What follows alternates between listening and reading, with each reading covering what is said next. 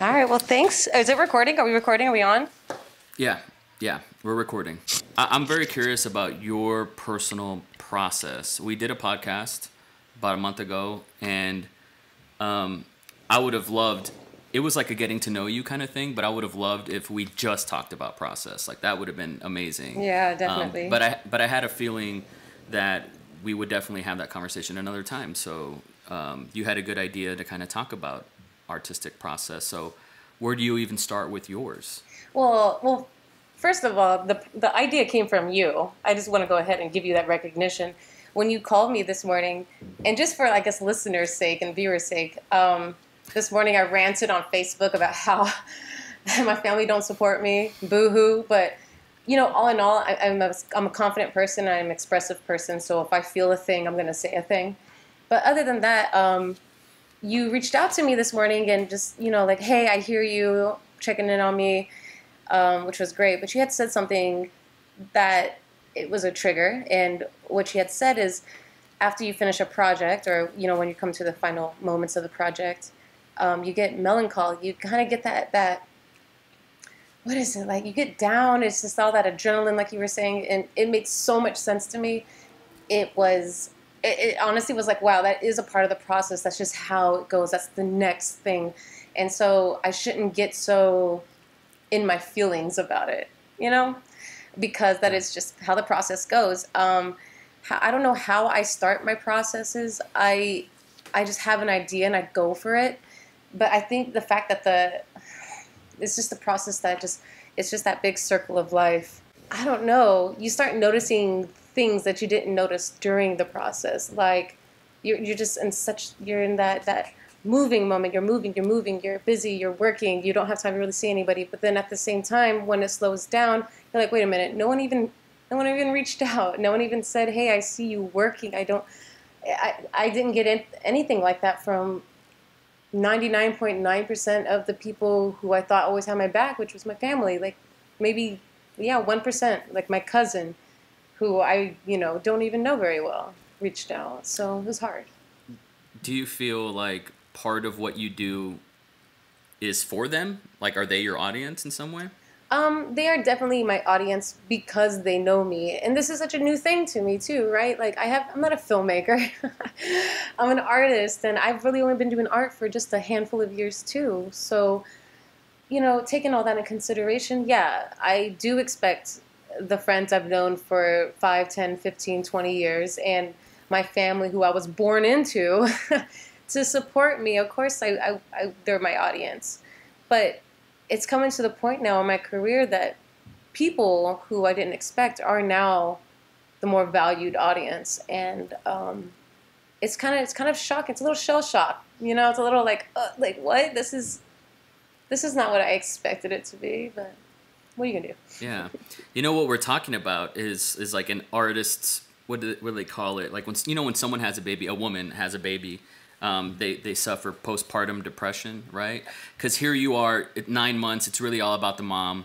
You're building an eyeball inside your uterus. You're building a brain, a heart, all these things. You give birth. All these hormones come out, so you don't eat your child, right? All this like reptile brain stuff, and then it's no longer about the mom anymore. It's about the baby, right? But like, where is the mom? And there's resentment between the mom and the dad of like the dad didn't have to do anything, and Damn. it's the same thing with making art, right? Like you make stuff and you're like, where the fuck is everybody to an extent, right? And here's your baby, and it's like you would want your parents to call you.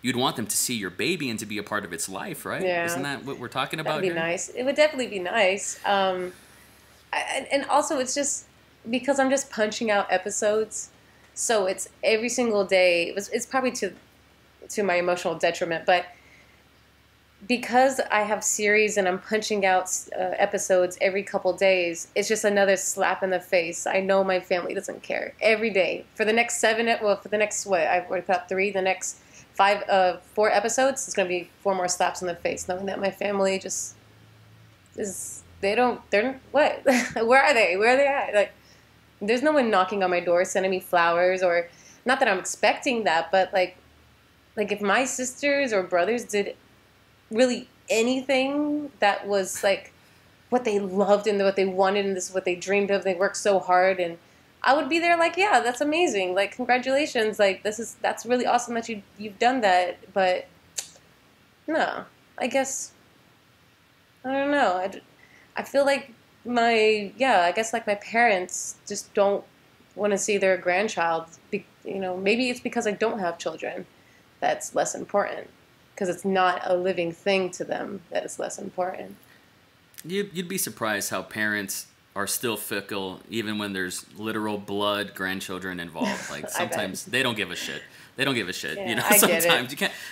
you can't expect them to. One thing we talked about privately on the phone was, well, I really posed a question to you, if you felt like we even have, and you answered it, but if we have the authority to even project these expectations onto family that's not really built like us, and to just add to that, I don't really, I don't want to speak for you or your family, but have you heard about like the love languages and all that? Are you familiar with that? Like, did your family reach out to you when you were living in your car? Did your family reach out to you year one of New York? Did your family reach out to you, when you were overseas or something, why would you expect that now? It's kind of like we're setting ourselves up. Would you agree with that? Or, Definitely. what would you say about that? Well, if I had not left Texas, I definitely would have been closer to a lot of people. Maybe had a lot more support. Um, but why? I guess it's the whole out of sight, out of mind thing. Because I'm not around, they don't see the movements. They don't actually see the work. They just wait for the results. Like most people do, anyways. I don't know why I have. I mean, it's not even I have like deeply embedded expectations. It's probably because of the melancholiness at the time of the ending of this project that's really starting to absorb.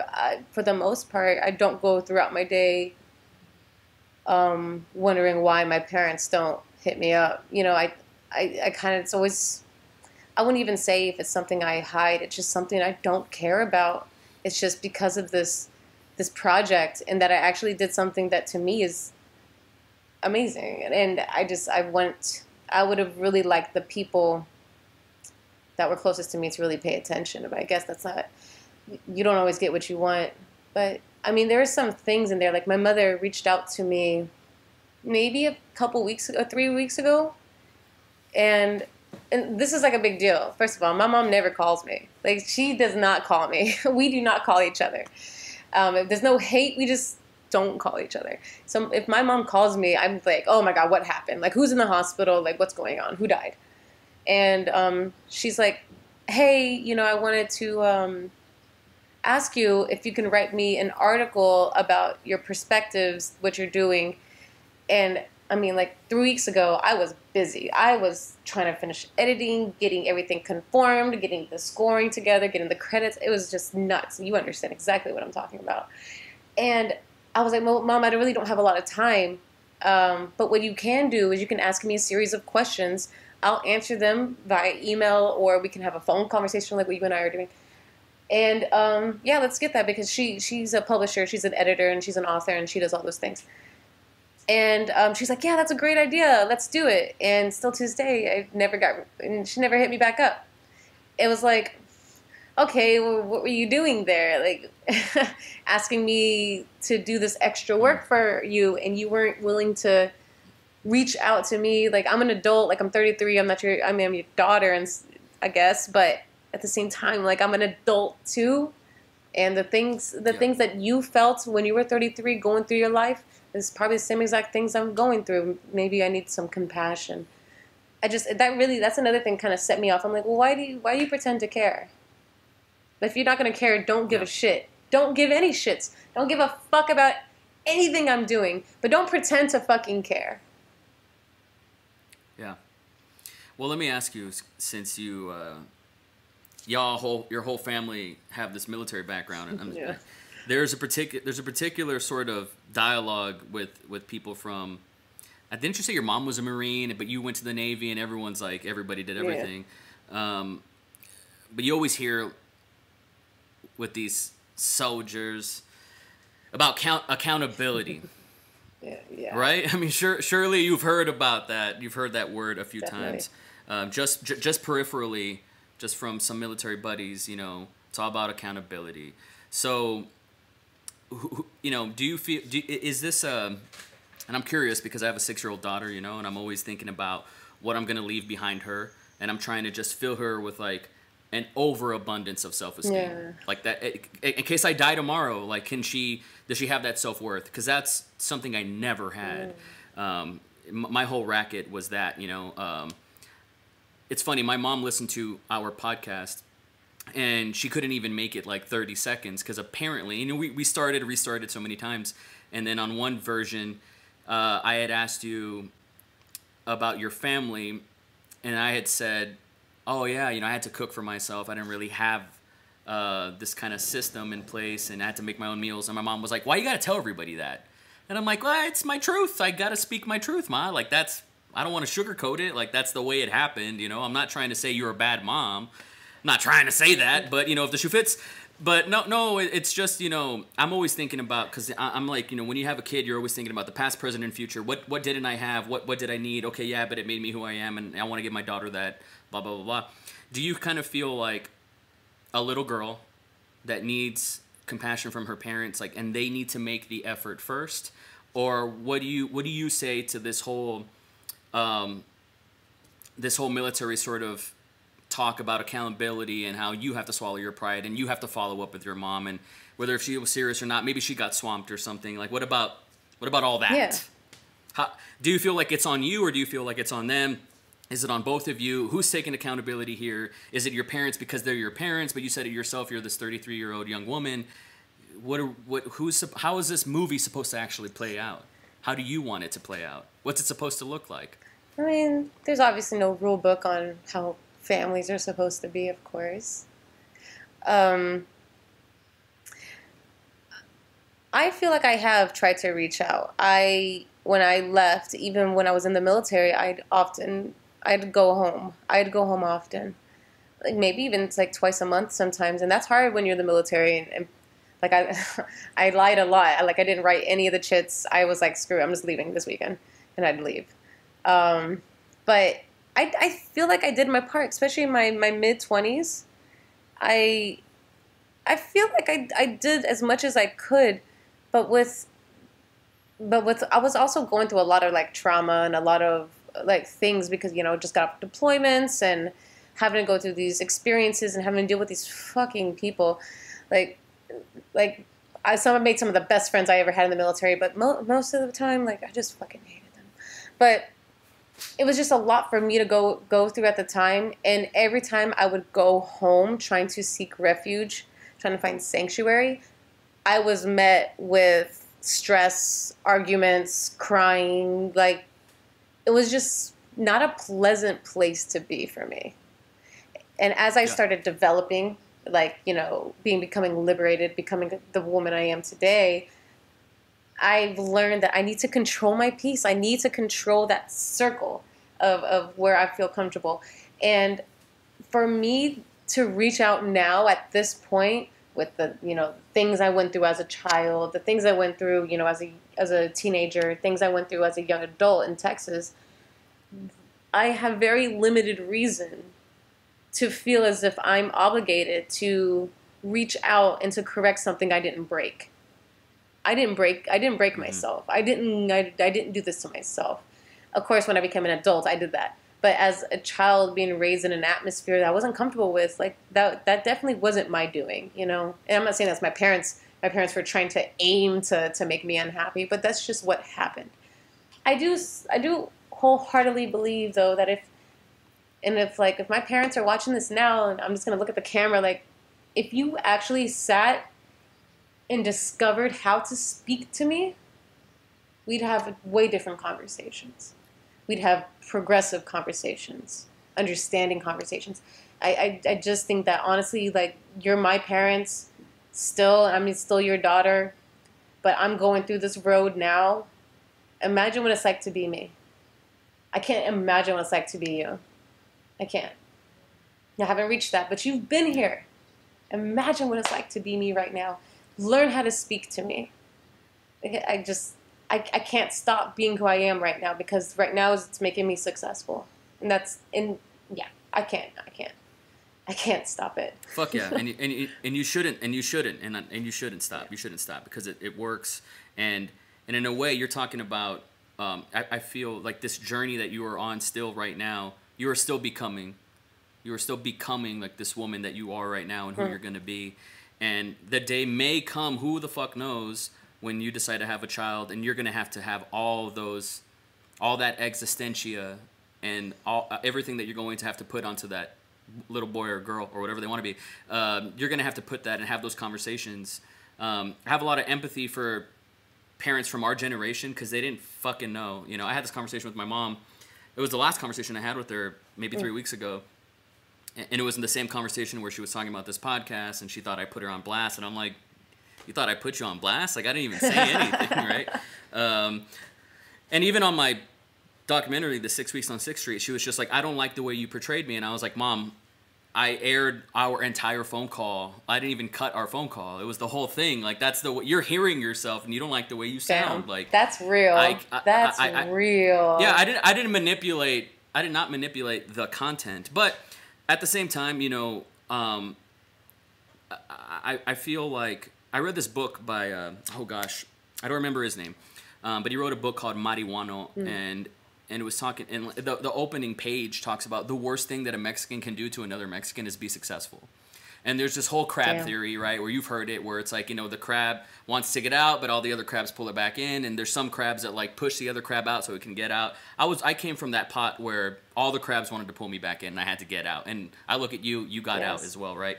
Our parents, I have tremendous empathy for them, and for my own. I had to accept with my father, who never raised me for a minute, but I'm the artist that I am, and I'm the father that I am because of him. It's so weird. It was a 50-50, even though he put no effort. So it's weird to give him any credit, but it is what it is. I'm the person I am because of him, and it's like a strange catch-22 where he deserves no credit, no recognition, but you got to give credit where it's due. You gotta. If I'm gonna blame him, I got to give him the credit. And God knows that I fucking blame his ass sometimes. And I also got to give him the credit, you know. My daughter will never know that side of the family, that whole side of the family, where they come from and who her grandfather is and all that. I can live with it. But they didn't know, they didn't have these tools that you and I had. They just didn't have them. I don't think they did, you know. Or my mom didn't. And, you know, life is finally going good for me. And she thinks it went to my head. And it's like, I'm proud of like three things. I'm proud of my macro body of work. I'm proud of my children and my relationship with them. And I'm proud of my relationship with my spouse. I had a longer relationship than my mom did when she was my age. You know, she got divorced and filed for bankruptcy really fast. Sorry, Mom, if she's watching this. But it's what it is. Like, and it wasn't for a lack of trying. Like, I picked the right spouse. Sorry, Mom, you didn't do that. I don't know what to tell you. You know, like, I tried my best. It was a trial and error. And even though I was punished for a little kid for being really sensitive and for having like this emotional awareness, you know, I would have loved if my mom knew how to speak with me. I would have loved if my mom told me to brush my teeth as a child, told me how to tie my shoes. She didn't, you know, but it turns you into the artist that you are today. And there is a postpartum when you're coming towards the end of a project and you're saying goodbye to it, because now it's no longer yours, Vero. Now it's mine as a consumer. Now it's mine as someone who watches the audience. Like, now it belongs to me, and whatever I take from it, if I think it's funny and you had no intention in making it funny, that's no longer up to you. It's like when you have a child and then they go to school and they get picked on. Like, it hurts. It hurts. Damn. And so that's part of the process, right? And we're going to be feeling it again and again and again. But it's like getting a tattoo. I don't know if you have any, but as soon as you get one, like, you want to get another. There it is. You want to get another, and you're not the same woman you were the day you got that tattoo, but you still have that tattoo and you got to wear it. So you got to wear these projects that you're putting out, and your parents, whether they want to or not, they got to wear you. And if part of that sometimes mean you turn up sometimes and you speak your truth, that's what it is. I've created that culture. And all my friends know this. All my family knows this. I will say whatever it is on my mind. If I feel a way, and I mean, I know there's no other person in this world that knows me better than me. I've told you this, I'm truly in love with myself. I'm in love with my actions, in my reactions, in my decisions, in my creativeness, my everything. I'm liberated. And like, I mean that in the most the most beautiful sense too. I just whenever I am so in tune with my emotions and my reactions. I'm able to express them, knowing that I'm going to say these things. It might hurt you, but trust me, as soon as they're said, I don't feel this way anymore. Or I feel this, but you know what? We're going to be fine. If you want to stick around and deal with me the way I am and accept me and love me because the reason I am so creative and I'm going to say amazing because I think I am amazing. I'm an amazing person. Uh, Thank you. And you're amazing too. I think that the reason why I am like this and so goal oriented is because I'm a bitch. You have to be a bitch. You have to do it, especially in this city. You have to do it. You can't just be a lump on a log, or you can't just be lazy. You can't just be sweet and nice. And I mean, oh my gosh. I remember when I was in the military, and this is like some sexist shit. In the military, a woman told me, "You're either a bitch or a slut, pick one." And I was like, oh shit, like that was abrasive.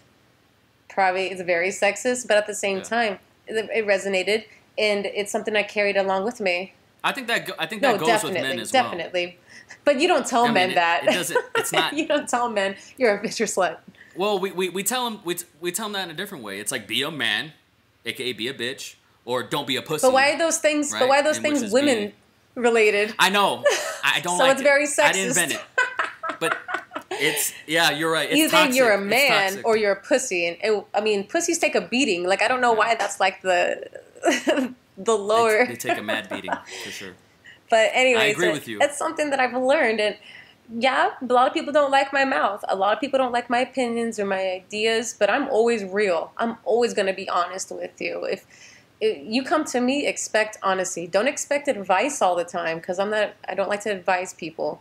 I like people to figure it out. But I will be like, you're dumb for that. Or I don't think you should do that. Or, you know what, maybe if you stop crying all the time and got the hell up, it wouldn't be like this. I'm very, very forward. I mean it with so much love. I mean, that's probably another reason why I don't even want to have children is because I know that right now in my life, I'm still learning so much about myself and how to react to people that when I am to have a child, when I adopt, because I'm going to be adopting in the future, when I do adopt a child, and that I'm going to adopt an older child, 10 and above, that person is that child is already their own person, and I got to make sure I speak to that person in a constructive way, not in a rude and abrasive way, which I'm still currently doing. And as you said, I'm still learning. I'm still becoming the woman I am today, and that I'm going to be tomorrow. So I think, it's right now, this is the attitude I need to have because it's been nothing but successful. And I'm sorry if I don't feel the same way about it. I'm sorry that y'all are like, oh, she's mean, she's a bitch. But at the same time, like, I'm chilling, like, I'm good. Thanks. Real quick, just because I want to get that last piece. You were telling me I'm going to ask you to repeat this. You were telling me you were talking to your therapist. Shout out to Georgina. I'm just kidding. I don't know her name. Yeah. Courtney. Courtney's my girl. Courtney, it was like a weather forecast, like season, like you knew the season was going to change. Tell me about. Yeah. So I was telling her, I was like, wow, like I did all these things. These things are amazing. I'm doing this documentary, blah blah blah. And she's like, that's great. And I said, but I know I'm going to get depressed very soon. And she said, well, was this on a time clock? And I was like, of course. Like every time I finish a project, I get very, very, very sad.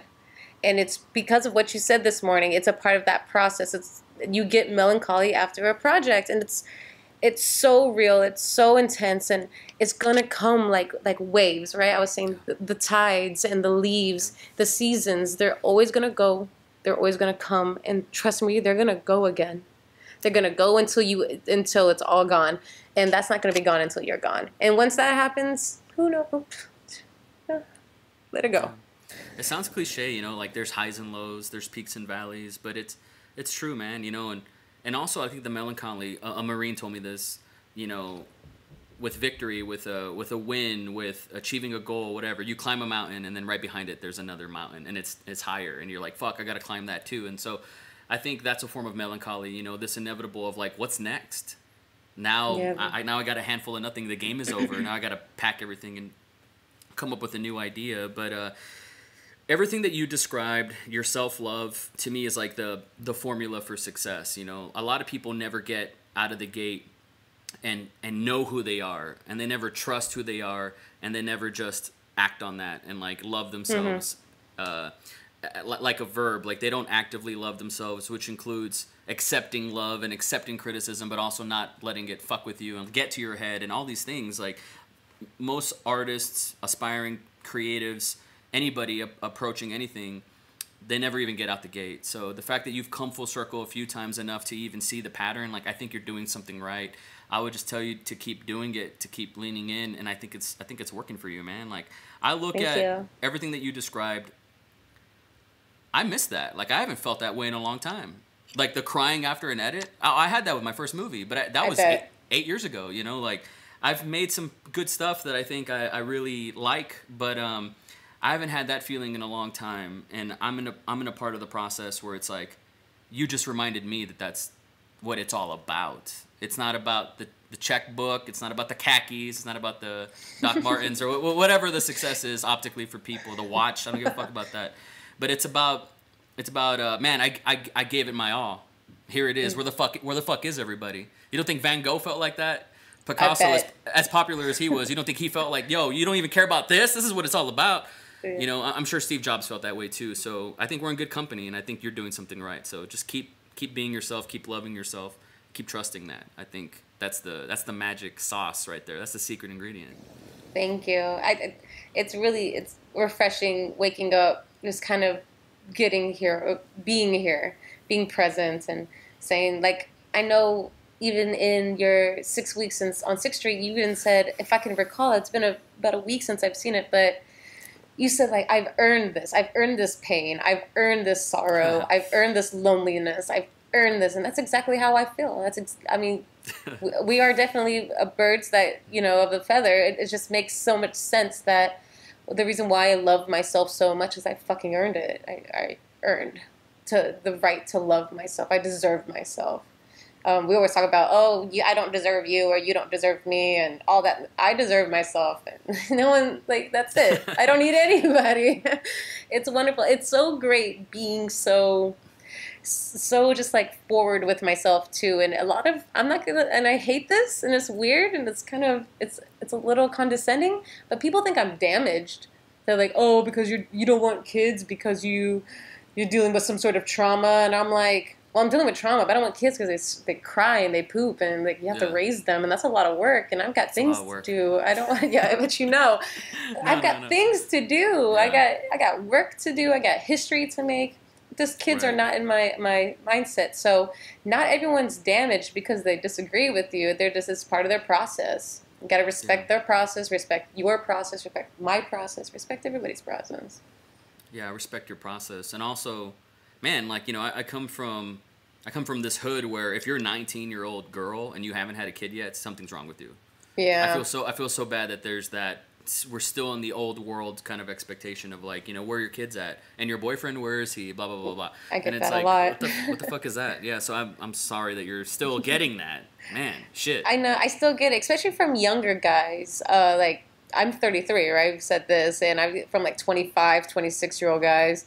Like, this guy on Instagram just DM'd me and asked me to run off with him to Miami because I'll be happier. I'm like, well, you don't know me very well, because nothing can be happier than me being alone. So yeah, wow, it is what it is. Sorry, yeah, man. I'm like, there's no way that you could provide for my lifestyle too. Like, there's no way that I couldn't do it. That's fucking awesome, man, dude. You're one of my heroes. And so when I saw that post, I mean it. And when I saw that post, I was like, this. I don't know her very well enough to say that this is out of the ordinary, but I read the words and I could fuck with that, And I just wanted to make sure that you're okay. And Thank you.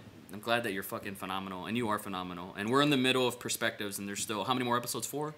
4 more episodes. 4 more episodes left. So if anybody's watching that, subscribe to Vero, do all the things, and check that out so you can see what she's crying about. I know.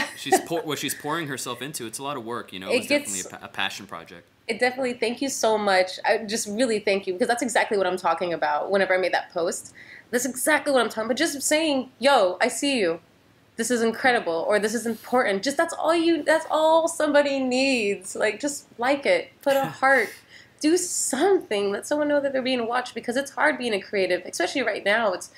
It's a Corona season. Like, what options do we have but to do what we can with what we have? So just that little bit, I'm telling you, that little bit means so much. But all in all, I'm so happy. This episode's just real quick, and I don't want to I never really like self-promoting like this, but the episode's going to get way more intense. Like, they're going to get like more emotional as you go along. They're fun and cute and sweet now. Gabe's is next, and he's a silly guy. He's great. But then once it hits Gabe's, it's going to shift to Chriselle, and from there it's going to be like some real messages. And actually have a guy who survived coronavirus. He got it right in March when it hit hard, when thousands of people were dying a day. Thousands. And he got coronavirus. He survived it. He's here to tell the tale, and he's got such an emotional... Oh, it was during the riots. It was during the New York riots. Oh my God. Just wait. Just freaking wait, y'all. Like, it's wonderful. It's gonna move you.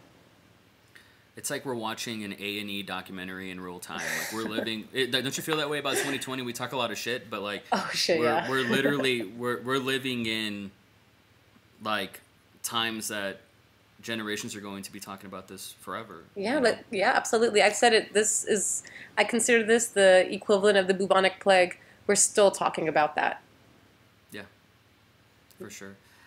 Damn, Vero. There's a lot I want to talk about. Like, we can talk about it off mic, because real quick, I think it'd be really cool once this series is done. Like, you should drop it on Instagram. Yeah. You should drop it on Facebook. I'll do the things. You should do all the things. Like, I want to see it replay. Like, back in the day we used to watch reruns. Like, that's the way this content should kind of live. Damn, you're right. No, really. Like, I would stream it on Facebook like once every Friday forever or whatever. Like, that's what it should be. You never know who it's gonna click with. But we can talk about all that weird shit later. I love you, man. Thank you so much for wanting to talk to me. It means a lot, and I see you. Awesome. I love you too, man. Thank you so much. And just real quick, I have only the utmost respect for you, for your family, from what your family probably felt during your times of your situations too. And I know that you respect your family too. Don't let if my family's listening to this, please don't let anything that I'm saying, don't take it as a disrespect. I do love y'all, but I'm a living, growing person, and I'm going to have my own thoughts, and you can't put a lock on my lips. Respect. Yeah. I hope you remember that forever. And if you ever forget, I'm gonna remind you. All right. Thank you so much. Thank you. All right. You did it. I'm so happy.